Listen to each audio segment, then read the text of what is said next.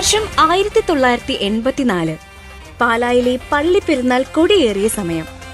നാട്ടുകാരെല്ലാം പെരുന്നാൾ ആഘോഷമാക്കി പള്ളിയിൽ ഒത്തുകൂടിയപ്പോൾ ആ കൂട്ടത്തിൽ അല്പം മാറി നിന്ന് സംസാരിക്കുന്ന 3 സുഹൃത്തുക്കൾ. Sebastian G Mathew, George Thomas, Stephen Joseph എന്നിവരായിരുന്നു ആ 3 കൂട്ടുകാർ.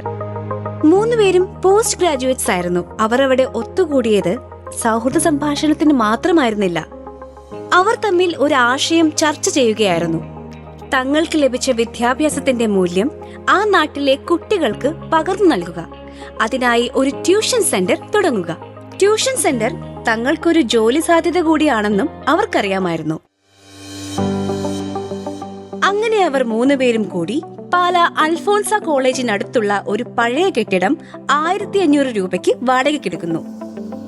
അവർ തങ്ങളുടെ ട്യൂഷൻ സെന്ററിന് പേരുമിടുന്നു, brilliant study centre. Tuition centre തുടങ്ങി 1 വർഷം കഴിഞ്ഞപ്പോൾ അവർക്കൊപ്പം മറ്റൊരു അധ്യാപകൻ കൂടി ജോയിൻ ചെയ്തു.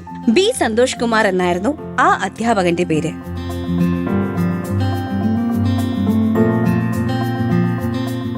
അച്ചടക്കവും കൃത്യമായുള്ള പരിശീലനവും ആ ട്യൂഷൻ സെന്ററിനെ പടിപടിയായി ഉയർത്തി.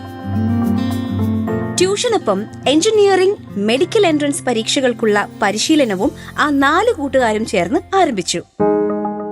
തൊട്ടടുത്ത വർഷം നടന്ന എൻട്രൻസ് പരീക്ഷകളിൽ പാല ബ്രില്യൻസിലെ കുട്ടികൾ എൻട്രൻസ് പരീക്ഷകൾ പാസ്സാകുകയും എഞ്ചിനീയറിംഗ്, MBBS സീറ്റുകളിൽ പ്രവേശനം നേടുകയും ചെയ്തു.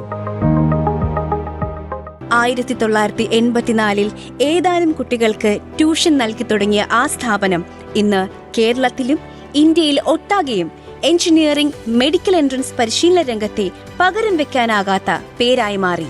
ബ്രില്യന്റ് സ്റ്റഡി സെന്റർ പാല.